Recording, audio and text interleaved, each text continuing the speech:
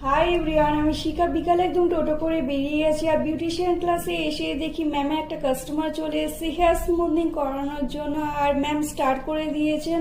আর এখানে আরেকটা স্টুডেন্ট এসেছিল, ম্যাম বলল যে চুলটা ধরে নে, ওই দিদিকে বলল।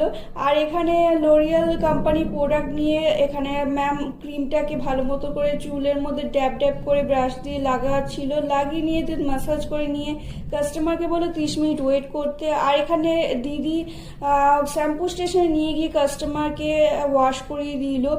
ওয়াশ করানোর পর হেয়ার ড্রায়ার দিয়ে 100% ড্রাই করে নেওয়ার পর ম্যাম বললো যে তোরা খেয়ে নে। এখানে দই বড়া আমরা নিয়ে নিয়েছিলাম।